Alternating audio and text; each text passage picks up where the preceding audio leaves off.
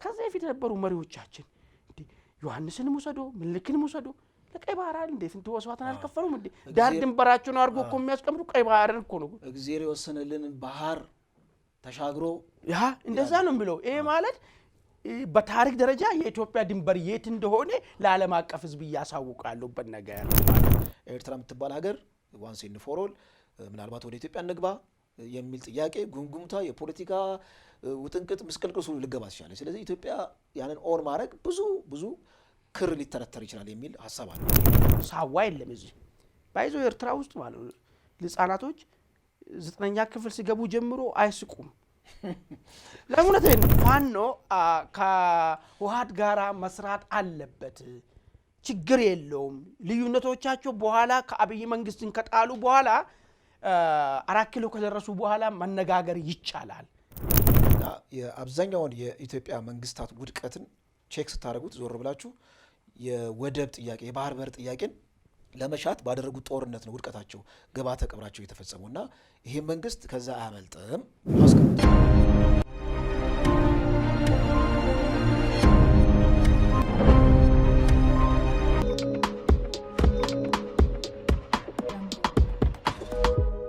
ጀነራል ምግበይ ፋኖን የመራ አማራ ክልል እያተራመሰ ነው ሲል መከላከያ አስታወቀ ፖለቲከኛው ጆሃር መሐመድ መከላከያ በገፍ አማራ ክልል ውስጥ እያለቀ ነው መከላከያ እየተበተነ ነው መከላከያ መበተኑ የሀገር መበተን አደጋ ያመጣል ሲል ሐሳሰበ ሰላም ጤና ይስጥልን ውድ የኢትዮ ውይይት አድማጭ ተመልካቾቻችን ይህ ዕለታዊ የተሰኘው የኢትዮ ውይይት ዝግጅታችን ነው በዛሬው ዕለታዊ ዝግጅታችን እነዚህንና ሌሎች ትኩስ መረጃዎችን ይዘን ቀርበናል እስከ ዝግጅታችን ፍጻሜ ከኛ ጋር ሁኑ ይህ ፕሮግራም ለሌሎች ተደራሽ እንዲሆንም ሼር ሰብስክራይብ ላይክ እንድታደርጉ እየጠየቅን ከኛ ጋር ቆይታ እንድታደርጉ እንጠይቃለን በድጋሜ ደሬ እንኳን ደህና መጣ እንኳን ደህና ቆየ ያማን እንዴ መልካም እንግዲህ ነገሮች የተወሳሰቡ ነው ያሉት ምንድነው በመስጥር ሲወሩ የነበሩ አደባባይ ወጡ ጉዳዮችም አሉ እንግዲህ መከላከያ ትላንትና ሰበር ብሎ ባወጣው መግለጫ ላይ ጀነራል ምግበይ ከቲዲኤፍ መሪነት ወደ ፋኖ አስተባባሪነት ተቀይረዋል በሱ አይዞ ባይነት የአማራ ፋኖች ዘመቻ አንድነት በሚባለው ጥቃት ያደረሱ ነው ይህ አካይድ ለአደጋ ነው የሚያጋልጠው እንዳውም መከላከያ ወስተርን እነምግበይ የሚሉት ምዕራብ ትግራይን ታድጎ ጠብቆ ያለ እነምግበይ ምዕራብ ትግራይን እንቀማለን ይያሉ በመዝቱበት ሰዓት ላይ ፋኖ ከምግበይ ጋራ አብሮ መንቀሳቀስ ከምግበይ ትዛዝ መውሰዱ ምጸት ነው የሚል ነገርና ይሄ የታሪክ አተላ መሆን ነው ሚላንድ አንድምታ ያለው ነገር ወጥቷል እንግዲህ እስቲ እንዳው ነጥቦችን እናንሳና ከዚህ ውስጥ እንዳው ሊሆን ይችላል ወይ መከላከያ ነገር ተራ ፍረጃ ነው ያመጣው ወይስ ተጨባጭ ሆነ መረጃ አለው ከሆነስ ምንድነው ይዞ የሚመጣው የሚለው ነገር እስቲ አንድ በአንድ ለማየት እስቲ ሞክር እንግዲህ ከዚህ በፊት ምናልባት ይመጣሉ እድሉ ሰጣለሁ ምታስታውስ ከሆነ ፋኖ ከውሃት ጋራ መስራት አለበት ችግር የለውም ልዩነቶቻቸው በኋላ ከአብይ መንግስትን ከጣሉ በኋላ 4 ኪሎ ከደረሱ በኋላ መነጋገር ይቻላል የወልቃይት የራያ የሚለው ጉዳይ የሁለቱን ጥምረትን አደጋ ውስጥ የሚከተው ነገር አይደለም የሚል አንዳንድ ቀደም የምናውቃቸው ጋዜጠኞች ሁሉ ሳይቀሩ በድፍረት የተናገሩበት ሂደት ነበር ይሄ ሂደት በኋላ አማራ ሆኖ የቲፒኤልኤፍ ቨርሽን ያላቸው ሰዎች ደግሞ ቢቃሉና ኦኬ ይሄን ጥምረትን ወይ ደግሞ ያብሮ መስራት የሚቻልበት መንገድ ሞዳሊቲ እናዘጋጅ አሉ አንድ ሰው የነው ዳሚኔሽን ወስዶ ወጥቶ ተናገረው ኦኬ መሆን የሚቻለው ሪስቶሬሽን ኦፍ ስታትስ ኮ እናደርጎ ወልቃይትም ራያም ጠለምትም ወደ ትግራይ ይመለሱና ከዛ ሁለቱ ኃይል አብሮ ሆኖ የአብይ መንግስትን ከስልጣን ያስወግዱና ከዛ በኋላ በሪፈረንደም ይሁን በምን እነዚህ ሁለት ሶስቱ ቦታዎች ወደ ፈለጉ ቦታ ይጠቃለሉ ይሄ ሊያግባባቸው ይችላል ኃይሉን የሚለገር አስቀመጠ እርግጥ ነው ከፋኖ አካባቢ በይፋ ወጥቶ ከዛሬ ጀምሮ ከቲፒኤልኤፍ ጋራ ወይ ከውሃት ጋራ መስራት ጀምረናል የሚል ነገር አልሰማንም ይሁንና ትላንትና ግን መከላከያ ያወጣው መግለጫ ላይ አሁን የተጀመረው እንደ አዲስ የተጀመረው ዘመቻ አንድነት የሚባለው ይሄ የሚያስተባብረው ጀነራል ምግበይ ነው። ጀነራል ምግበይ ደግሞ እንደሚታወቀው ከዚህ በፊት የትግራይ ወጣቶችን ይዞ መጥቶ አይቀጡ ቅጣት ተቀጥቶ የተመለሰ የመሸነፍ ታሪክ ያለው ነው። ከሱ ጋር ተሰልፎ ለውጥ አይመጣም፣ የአማራ ወጣት እምሽክ እያለ ነው ምን ነገር አንድምታ ያለው ነገር መጥቷል። ይሄ ምንድነው? ጀነራል ምግበይ እንደው ብስማሙ እንኳን የመሪነት ሚና የወታደራዊ ብቃትም የለውም። ከዚህ በፊት ከትግራይ ያመጣቸውን አስጨርሷል፣ አሁንም ፋኖን ያስጨርሳል የሚል እንደ ማስጠንቀቂያ አዘል አንድ ነገር አስቀመጡ። ሁለተኛው ነጥብ ግን which is በጣም ኢምፖርታንት የሚሆነው መከላከያ ወልቃይትን እነሱ ቀንም ማታም በህልማቸው ጭምር ሳይቀር የሚጠይቁት ከጌታቸው እስከ ደብረ ጽዮን ከምግበይ እስከ ገብሩ ገብረ እግዚአብሔር ሁሉ የሚያነሱ ነገር ምንድነው? ወልቃይትና ራያን በጉልበትም ቢሆን መመለስ አለብን የሚለውን ቦታ መከላከያ ተከላክሎ ባለበት ሰዓት ላይ ለአማራ ኮዝ እንታገላለን የሚሉት ፋኖች ከነዚህ የወልቃይት ቀበኛ ከሆኑ ኃይሎች ጋር አብሮ ተሰልፈዋል። ይሄ ደግሞ የአማራ ህዝብ መረዳት አለበት ምን እየተደረገ እንደሆነ የሚል አንድምታ ያለው ነገር ነው መጣው።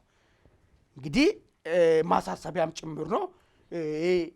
አላይንስ የሚቀጥል ከሆነ ወልቃይት መልሶ ወደ ትግራይ የሚገባበት የሚችልበት ሁኔታ ሊፈጠር ይችላል የሚል አንድምታ ያለው ነገር ነው በውስጡ ያለው። እንዳው አንተ በዚህ ጉዳይ ላይ ምንድነው ያየ?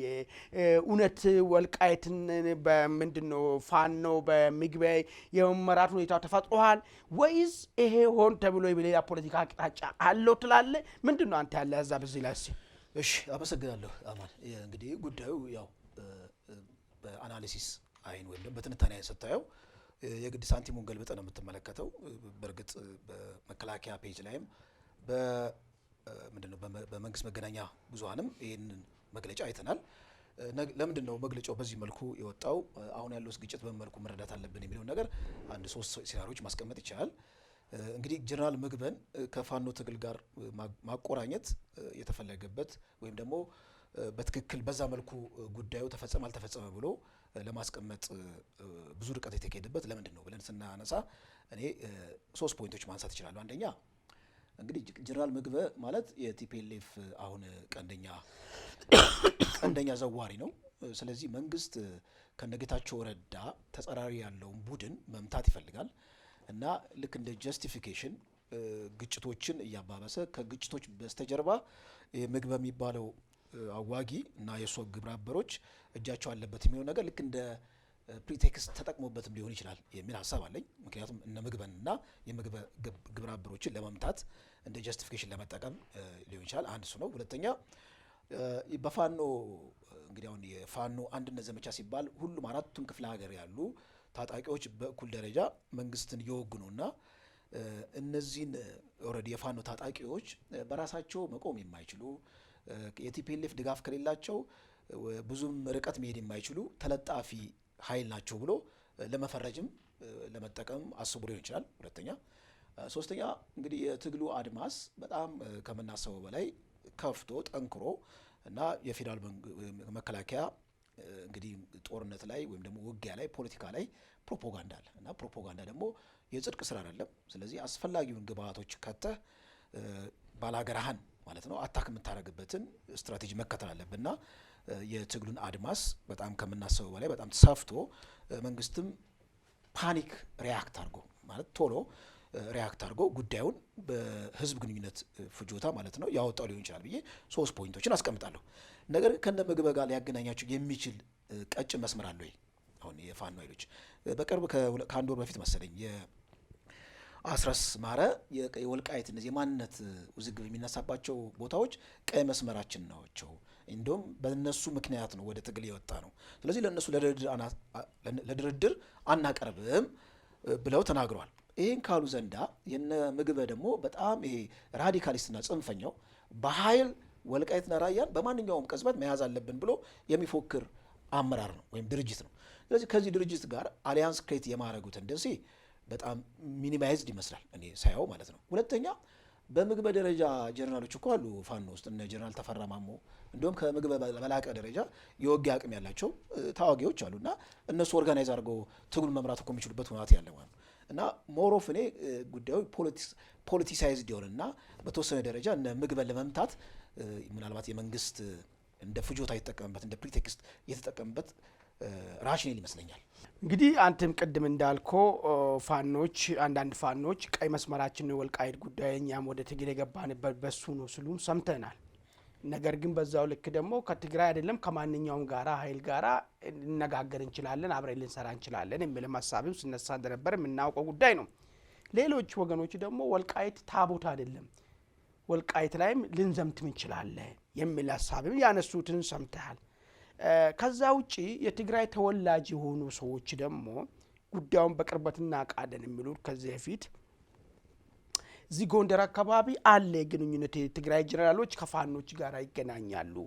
ይሄ ከመንግስት ወገን የሆኑ አይደለም እንዳም በአካል ተቃዋሚ ፓርቲ ውስጥ ያሉ ሰዎች ማለት ነው። እንደዚህ አይነት ነገር ሲያነሱም ደግሞ ሰምተናል። አሁን እዚህ ክስ ላይ የሚለው ምንድነው? መከላከያ መግለጫ ላይ የሚለው በጀነራል ምግቤ አይዞ ባይነት ነው የሚለው። አይዞ ባይነት ማለት ምን ማለት ነው? በጣም መሰረታዊ ነገር ይመስለኛል። አይዞ ባይነት እኔ በሁለት ነው ከፈልኩት። የመጀመሪያው ትርጉም ሊሆን የሚችለው እናንተ ከዛ ጀምሩ እኛም እንጀምራለን አይዟችሁ ሊሆን ይችላል። አሁን የአማራ ክልል ውስጥ የተጀመረው ጦርነት ዘመቻ አንድነት የሚባለው እነ ምግቤ እኛ እናንተ በዛ ተደራጁና ጀምሩ እኛም በዛ በኩል እንጀምራለን ከሚል አንጻር ሊሆን ይችላል። አንድ ሁለተኛ ማንኛውንም ማየት ሎጂስቲክ ይገዛ እናረግላችኋለን ምንም ችግር የለውም ቀጥሉ የሚልም ስሜትም ያለው ነገር ሊሆን ይችላል። የሆነው ነገር ሆኖ ይሄም ከሆነ ማለት ነው ዋናው ነጥብ ምንድነው? ሁለቱ ኃይል ኢንተርሰፕት የሚደራረጉበት ቦታ አለ። ለምሳሌ የወልቃይት ጉዳይ ላይ ነግቤ እርግጥ ነው ወልቃይት ጉድ ብቻ አይደለም ያላችሁ ሐሳብ መልሰን መንበር ስልጣን ላይ እንደ መመለስ እንችላለን የሚለው ነገር ነው። መከላከያም እሱን ነው ሊዘረዝርለት የሞከረው ምግቤን እንደሚያቃጆ ስልጣን ላይ በነበረበት ሰዓት ዘራፊ እንደነበረ ዘራፊ ብሎ ነው እዛ ላይ ተቀመጠው። በዘረፋ የተለያየ ፎቆችን እንደሰራ ምንም ወታደራዊ ዕውቀት እንደሌለው እንዳውም ቀረበና ምግቤ እንትን ላይ ቶፎር የሚባለው ላይ መልስ ስጥስባል አይ እኔ እኮ ዘራፊ ያልነበርኩ ነጋዴም ነበርኩ አለ። ከየታመቱ ይነግዳል ያው የዘረፉ ይታወቅ አይ እንደው ላሁን ዘራፊ ያልነበርኩ ባይዞ እዚህ ከተማ ውስጥ ማለት ነው ፎቅ አለው ብዙ ፎቆች አሉ። አረ መከላከያ ምንድነው ሲያደርግ የነበረው የሰውዬ ድንበር ለነበርኩ አለ። በታንክ አይደል እንደ ኮንትሮባንድ ስነግድ ነው ማለት ነው ዘራፊ ያልነበርኩም ብሎ ላፉ ግን ስናገር ውስጡ ራሱ መንፈስ ቅዱስ ላፉ እንትን ይለዋል። የሚገርም ማውጣቱን ነው በደንብ አድርጎ ማውጣት ውስጥን ያወቅ ታዲያ በየትኛው ዕውቀቱ ነው እሱ ይሄን ሁሉ አይ የሆነ ሀብቶች አሉኝ ያን ደግሞ መንግስትም ያውቃል አለ። እንግዲህ ወደ ደሞዝ ስሌት ቢመጣ እንዴት በስንት ብር አግኝተ እንዴት አድርገህ ሰራህናን ቢባል የደሞዙና ተመልሶ ምግቤ በዚህ ምድር ላይ 300 ዓመት እንኳን ደሞዝ እየበላ ቢቀመጥ ያን የማይሰራው ነገር ነው ያለው ነገር ማለት ነው። ኤኒዌይስ እሱ እንለፈው። ሌላኛው ነጥብ ያነሳው መከላከያ እንደው የውትድርና ዕውቀት የሌለው ምን ነገር ነው ያነሳው። ስታፍ ነበር መሰለኝ እዚህ ያለው እሱ እንትን ነው ያለው። እንዴ ዕውቀትማ አለኝ ሆለታ አካዳሚ ዲን ነበርኩ እዚህ ጃን ሜዳ 4 ኪሎ ማሰልጠኛ ዲን ነበርኩ ዲን ደረጃ እኮ ደረስኩ። አዎ ጋሽ ምግቤ ዲንማ ሊሆኑ ይችላሉ ይሄን እኛም እንመሰክራለን። ግን እንዴት ነበር ዲን ሲኮል ነበር በዛን ሰዓት የቲፒኤልኤፍ ሰዎች እኮ አየር ኃይልን እኮ ለምን እኛ እናበርም ብሎ እኮ ሲከሰከሱ የነበሩ ሰዎች ናቸው እኮ። ዕውቀት የሚጠይቀውን ነገር ራሱ በትምህርት ይመጣውን እስኪል ምን ችግር አለ እኛ እንችላለን እኛ እኮ ደርግን እኮ አሸነፍን እንችላለን። እንደዛ ነው። አሁን እሳቸውም ዲን ሲሆኑ ችሎ አይደለም ባይ ቢንግ ቲፒኤልኤፍ በመሆናቸው መከላከያ ውስጥ ዲል ሊሆኑ ይችላል። እሱን ነው አሁን ጀስቲፊኬሽን አድርጎ ያቀረቡት። እኔ የተሻልኩ ነኝ እንዳም ብዙዎቹን አስተምሬያቸዋለሁ ምናምን አሉ።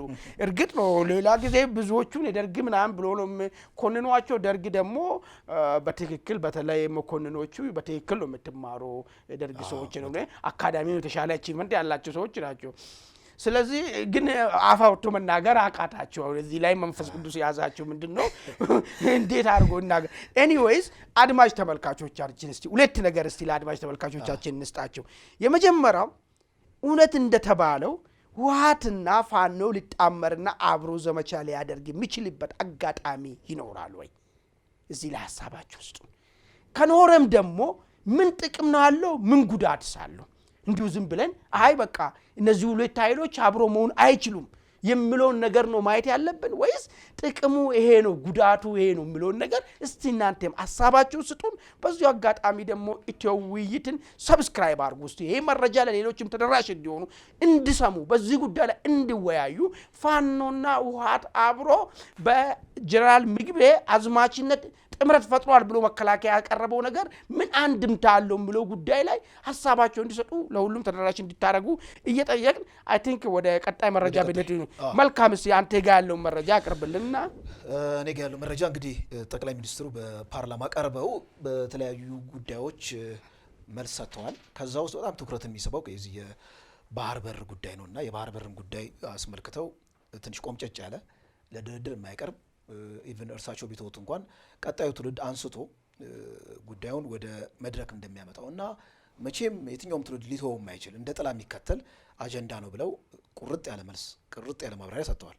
ይህንን ተከትሎ የኤርትራው የውጭ ጉዳይ ሚኒስትር ቃል አቀባይ የማነ ገብረ መስቀል ሁሌ በኤክስ ገጻቸው ላይ ማብራሪያ እንደሚሰጡት አሁንም ሰጥተዋል። ምንድነው ያስቀምጡት ሀሳብ? እንግዲህ የፖለቲካ ኤሊቶች የኢትዮጵያ ኤሊቶች የልቦና ውቅራቸው ከፊውዳላዊ አስተሳሰብ የተላቀቀ አይደለም። ሁሌ ፊውዳል ናቸው።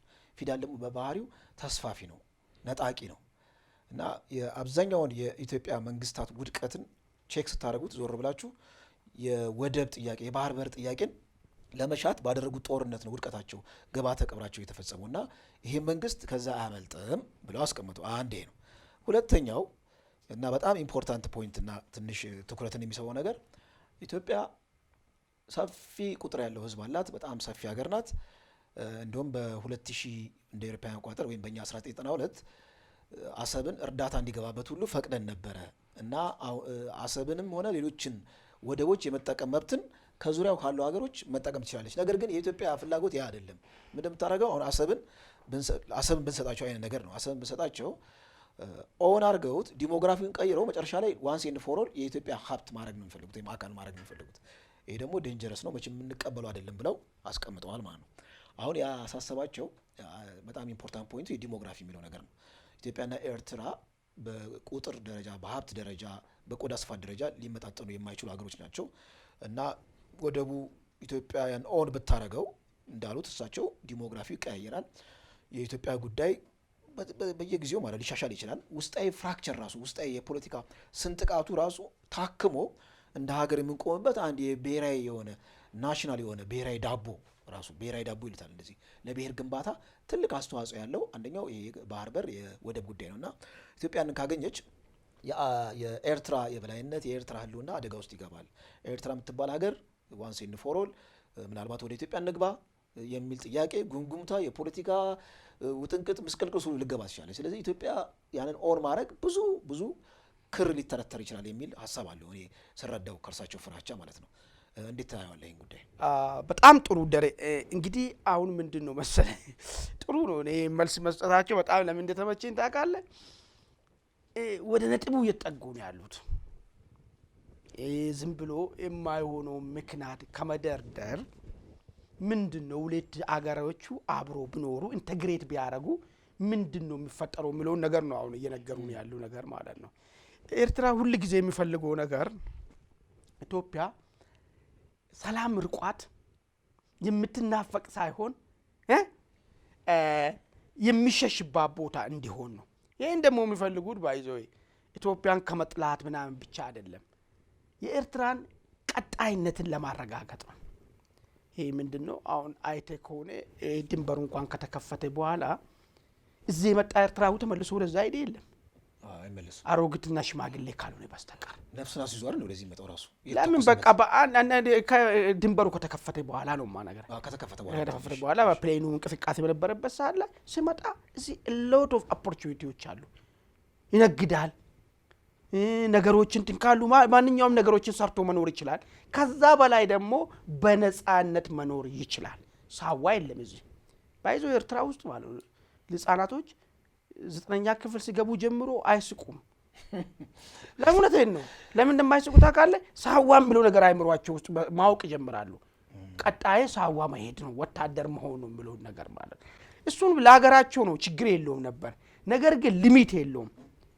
ለምን ያህል ጊዜ ነው ሀገሬን የማገለግለው? አንተ መጨረሻ ከሆነብህ አሁን አንተ ያንተ ጣፋንታ ወታደር መሆን እሱም ያለ ውዴታ ውትድርና ማለት ምርጥ ፕሮፌሽን ነው አምነና ወደ ለሀገር ማገልገል አስበህ ከገባ ነገር ግን አንተ ዝንባሌ ከሌለ ያንተ ጣፋንታ ወታደር መሆን እስከመቼ ለምትለው እስከመቼ እንደሆነ የማይታወቅ ነገር ከሆነ መንፈስህን ይይዛል የንግ ኤጅ ላይ ቲኔጀሮች በቃ ይሄ ነው ያስጨንቃቸው አስመራ ውስጥ ኤርትራ ውስጥ ማለት ነው ስለዚህ አሁን ወደዚህ ሲመጡ ይሄን ነገር ነው ትልቁ እንትን የሚያረጉት አሁን ኤርትራኖች የሚጨንቃቸው ነበር ከዚህ ፊት ተስፋፊነት ነው ይላሉ ምናምን ይላሉ የተለያየ ንግግር ይናገራሉ አሁን ግን ወደ ነጥብ እየመጡ ያለው ዲሞግራፊ ጉዳይ ያለ ሰው ዲሞግራፊ ጉዳይ ብቻ ሳይሆን ይሄንን ባርበር ኢትዮጵያ አግኝታ ከኢትዮጵያ ጋር እንዳው ግንኙነቱ ቢጨምር ኤርትራ ያለው ህዝብ ምን ጥያቄ ያነሳል መሰለን ለምንድን ነው ወደ እናት ሀገራችን ማንቀላቀለው ምን አተረፍን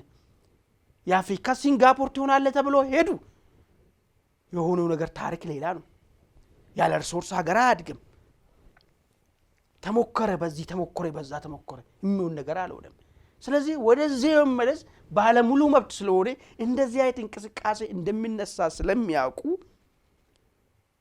በሩ መዝጋት ነው የሚሻለው በሩ መዝጋት ብቻ አይደለም እዚህ ያለውን አንስቴብል ማድረግ ከዚህ ፊት ከወታደራዊ ቤዝ ነበሩት እኮ ውጪ እነ ግንቦት ሰባት እነ ኦኔግ እነ አዳን ምናምን እነ ደሚት ሲጠቀሙበት ነበር አሁን አገልግሎት እየሰጠ ነው አለን እኛ ተጨባጭ መረጃ የተሰለጠነ ከዛ ወደዚህ እየመጣ አይደለም ወይ በየቀኑ ጥይት ወደ ኢትዮጵያ ወደ በዚህ በአድጎሹ በኩል እየገባ አይደለም ወይ ለምንድን ነው እውነት ለኛ ነፃነት ለአማራ መብት እንዲከበር አሳስቧቸው ነው ወይስ የሚፈልጉ ትርምሱና የትርምሱ ደግሞ ኤርትራ የምትባል ሀገር እንድጸና ያደርጓል ኤርትራዊ ወደ ኢትዮጵያ ሊመለስ አይልማ የጦር ሜዳ ነው ኢትዮጵያ የሚያስቀና እንዲሆን አይፈልጉም አሁን እሱን ነው ያወሩን ያሉት ዲሞግራፊ የሚሉት ውሸታቸው ነው ብቻ ምንድነው ግንኙነታችን በተነከረ ቁጥር ህዝቡ ይቀናል እዚህ ያለውና እዚህ ያለው አንድ አይደለም በፈለግከው አይነት መንገድ በፈለግከው አይነት መመዘኛ አስመራ ከተማ ውስጥ ትልቅ ቪላ ተሰጥቶ ከምትኖር እዚህ መጥተ ቤት ተከራይተ ራስህ ኑሮ ብትኖር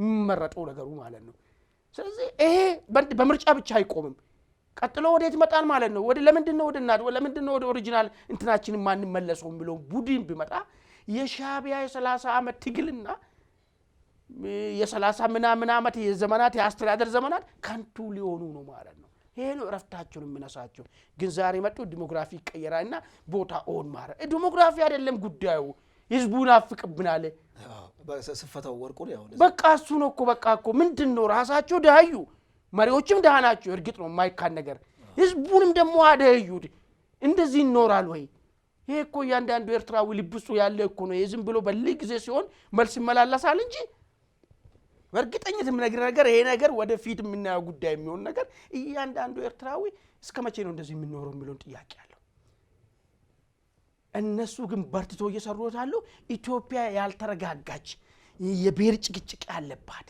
አለመግባባት ያለባት እንድትሆን ነው እነሱ የገፉ እንደዛ ሲሆን እርግጥ ነው እዚህም ያለ ከመዋቅር ለመውጣት ያስባል እንጂ የወጣ ይመለሳል አይደለም ይሄንን ነው እየሰሩ ያሉት ማለት ነው ይሄ ግን ያዛልቃል ወይ ነጥብ ማለት ነው መለየታቸውን ጀስቲፋይ የሚያደርጉት እንዳልከው ኢትዮጵያ ውስጥ ባለው ቀውስ ነው የሚለኩት ልክ በባህር የተሰደደ ስደተኛ በአብዛኛው ጊዜ ስደቱን ጀስቲፋይ የሚያደርገው ሀገር ቤት ያልተረጋጋ የኑሮ ውድነት ያለበት ጉስቁልና ያለበትም ዜና ሁሉ መስማት ይፈልጋል ምክንያቱም መሰደዱ ጀስቲፋይብል ነው ላይ እነሱም ይሄንን ነገር ነው የሚሉት ማለት ነው ዛሬም አሁን ፊውዳል ቀሚነት መሬት ምናምን ምን አረገለት ለኤርትራ እንደዚህ ኤርትራ ሀገር ብለ ምናምን ሰጠው እሺ ከተመቸው ቢሆን ለምን ያው ሁሉ ሚሊዮን ካለው ተሰዶ ለምን ይወጣል ምድራዊ ሲኦል አርገበት አፈና ምናምን እሱ ውሸት ነው የለም ሪሶርስ የለም እሱ ነው ዋናው ነጥቡ እሱ ነው የሚገርም ነገር ማለት ነው ብዙዎቹ እኮ ከሻርክ እያመለጡ እኮ ነው አውሮፓን ያጫነቁት እኮ ያ ስለዚህ ይሄ ነገር የቱ ጋር ነው የሚያቆመው የሚለውን ነገር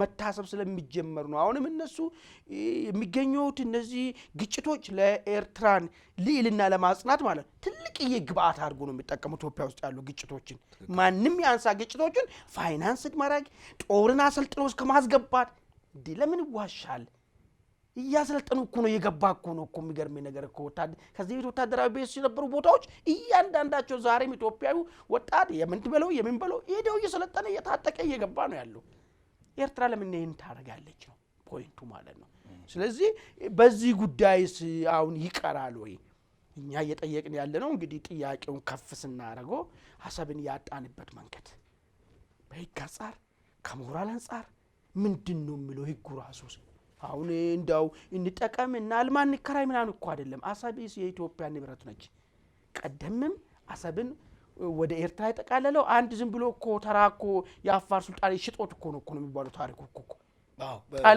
ጣሊያናዊ ሸጠ በዛ ምክንያት ጣሊያናዊ ኤርትራን እንትን ሲያረጋት አሰብን እዛ ካላደረገው አይታረሰብን የለችም እኮ ኤርትራ ጋር ራሱ እኮ የሚገርም ነገር እኮ እንደዚህ ነው እንት ያለው ሁለተኛ ነገር በጣም ትልቁ ነገር መከራከሪያ የሚሆነው የቀኝ ግዢ ነፃ የወጡ ሀገራቶች የሌጎስ ስምምነት ማለት ነው እሱ አሰብን ወደ ኢትዮጵያ ነው የሚያጠቃልለው ህጉ ማለት ነው ሌላ ከዛ በፊት የነበሩ መሪዎቻችን እንዴ ዮሐንስን ሙሰዶ ምልክን ሙሰዶ ለቀይ ባህር እንዴት እንትወስዋታን አልከፈሉም እንዴ ዳር ድንበራቸውን አርጎ እኮ የሚያስቀምጡ ቀይ ባህርን እኮ ነው እግዚአብሔር የወሰነልን ባህር ተሻግሮ ያ እንደዛ ነው የሚለው ይሄ ማለት በታሪክ ደረጃ የኢትዮጵያ ድንበር የት እንደሆነ ለዓለም አቀፍ ህዝብ ያሳውቃሉበት ነገር ነው ማለት ይሄን እውነታ መቀበል ነው አሁን ሻቢያዬን ምናምን ብል ይሄ ትውልድ መጠየቅ ጀምሯል በቃ ይሄ ዛሬ እኮ ምን እናገረው ነገር እኮ ሪከርድ ነው ይቀመጣል እኮ ይነሳል ኢትዮጵያ ልጆች ይነሳሉ ይሄንን ከካርታው ጨምሬ እኮ ነው ማየት እኮ የሚችለው እንደዚህ አይት ላንድ እንትን እኮ የለም እኮ ይሄ በቃ ቁልጭ ያለ ኢትዮጵያን ሀብት እዛ ጋር ቁጭ ብሎ የግመል መጫወቻ ሲሆን ቁመን የምናይበት ነገር አለ ውድ አድማጭ ተመልካቾቻችን ደው በዚህ አጋጣሚ በኤርትራ በኩል የሚቀርበው እውነት ቦታውን ብንሰጣቸው አሰብን ብንሰጣቸው የዲሞግራፊ ወይ ደግሞ ህዝቡ እየፈለሰ ሄዶ ከዛ መጨረሻ ላይ ኢትዮጵያን የመሰለ ህዝብ አሰፋፈር ይኖረዋል ይሄ ነገር ደግሞ አንፈልግም ከዚህ ጥላቻ ነው የሚል መከራከሪያ ያቀርቡ ነው ያሉት በኢትዮጵያ በኩል ደግሞ የለም ይሄ ቦታ በታሪክም በህግም የኢትዮጵያ ነች የሚል ደግሞ ትውልድ ተነስቷል ስለዚህ ይሄን ነገር እንዴት ማስታረቅ ይቻላል አሰብን በተመለከተ ጉዳዩን የሚለው ነገር ላይ እስቲ እናንተም ሐሳባችሁን ስጡን በዚሁ አጋጣሚ ደግሞ ሰብስክራይብም አድርጉ ላይክ አድርጉ ሼር አድርጉ ደሬ ወደ መጨረሻው እኔ ጋር ያለ መረጃ ነው ጁዋር እንግዲህ ፖለቲከኛው ጁዋር ደግሞ አሁን አጠር ያለች ጽሁፍ ቢቃረጋት አጠርና ጠጠር ያለች ምን ይላል መሰለ ጁዋር የኦሮሞ ወጣቶችን በማቁት መልካም ምድር ውስጥ እየወሰዱ እያስጨረሱት ነው ይላል የት ነው አሁን ጦርነት ያለው ኦሮሞ ማቁ መልካም ምድር እንግዲህ ኦሮሚያ አይደለም ኦሮሞ ማቁ መልካም ምድር እንግዲህ ያለው ጦርነት አማራ ክልል ውስጥ ያለው ጦርነት መሆኑ ነው ማለት ነው ለክ ጦርነት ውስጥ ብዙ ጊዜ የሚባል ነገር አለ መልካም ምድሩን የሚያውቀውን ጦር መሪ ቢታረገው እዛ አካባቢ ውጤታማ ትሆናለህ መውጫ መግቢያውን የሚያውቀው እንጂ ነሰርሊ ሁሉም ሰራዊት መልካም ምድሩን ማወቅ አይተበቅበትም አሁን ጁዋር ያነሳ ያለው በአብዛኛው የኦሮሞ ወጣቶች አማራ ክልል ላይ ጦርነት ላይ መሰማራታቸው ነው መልካም ምድሩን አያውቁም ስለዚህ ከፍተኛ እልቂት እየተፈጸመ ነው ባያቸው ነው የሚል ነገር ነው ያነሳ ሁለተኛ ደረጃ ላይ መከላከያ በጣም እያለቀ ነው በየቀኑ እየተገደለ ነው ይሄ መከላከያ ሞት ደግሞ መከላከያን መበተንና ወደ መደምሰስ ይወስደዋል የሚል ሐሳብ ያስቀምጣል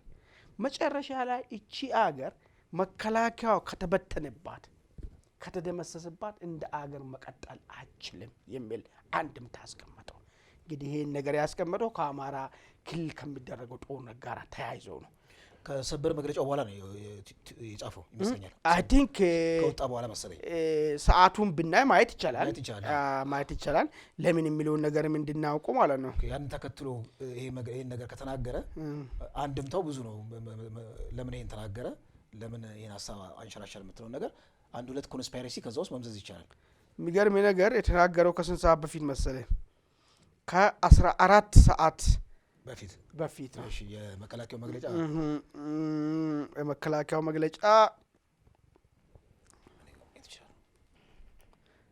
ቆይ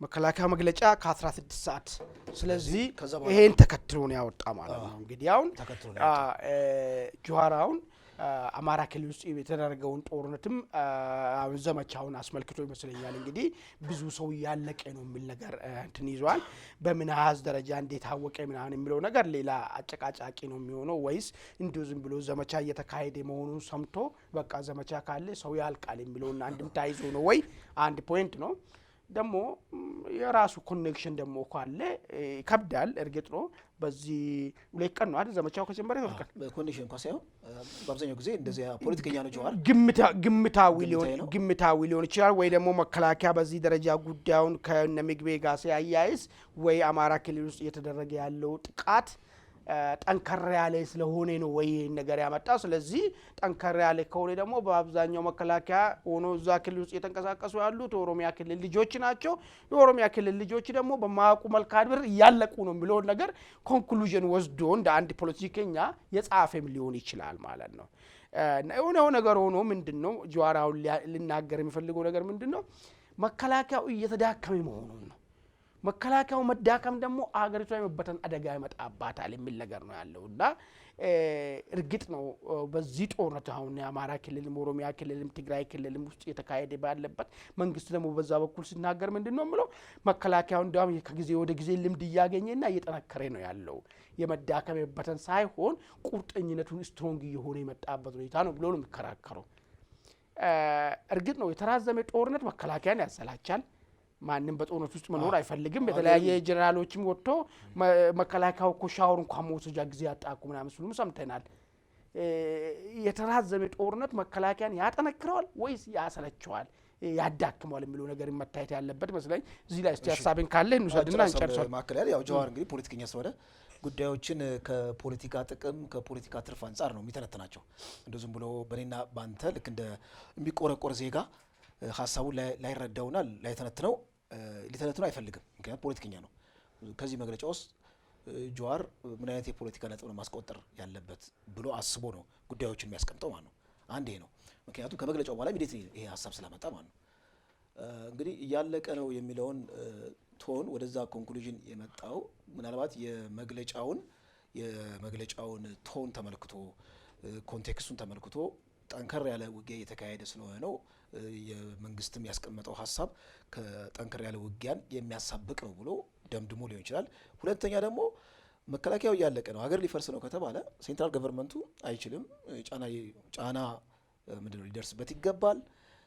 ይሄ ሴንትራል ገቨርንመንት በሌላ ሽግግር አስተዳደር ወይም ሽግግር የሆነ መንግስት ካልተተካ በስተቀር ሀገር ወደ ፍርሰት እያመራች ነው የሚለውን ራሽኔልም ጀስቲፋይ ለማድረግም ይጠቀምበታል ማለት ነው። ምክንያቱም መከላከያ ለማለት አዚ እንደዚህ ሄዶ ሴንትራል ገቨርንመንቱ እጣ ፈንታው አጭር ነው የሚሆነው ልክ እንደገና ጀንበር በቃ አጭር ነው የሚለው እና ወደዛ ከመሄዳችን በፊት መፍትሄና በጅለት ከሚለው ሐሳብ ኮንቴክስት አንፃር ነው ጉዳዩን የቃኘው የሚመስለኝ ማለት ነው። መልካም እንግዲህ ያው እንደዛም ብለን ልንገምት እንችላለን። ከዛ ውጪ ደግሞ ያው ጀዋር የሚፈልገው አንድ እንቅስቃሴ እንዲነሳ የሚፈልገው ነገር አለው። ለዛም ግባት ይሆንልኛል ብሎ ያሰባቸውን ነገሮች ሁሉ ጊዜ ይመሳቸዋል። እሱ ባሰበው መንገድ የሚሆን ሌላ ቦታ የሚሆን የሆነ ጦርነቶች ካሉ በጣም አደገኛና ስጋት ውስጥ በቃ ልክ አገር እንዲህ ያለች ነገር አስመስሎ የማሳየት ነገሮችም አሉት።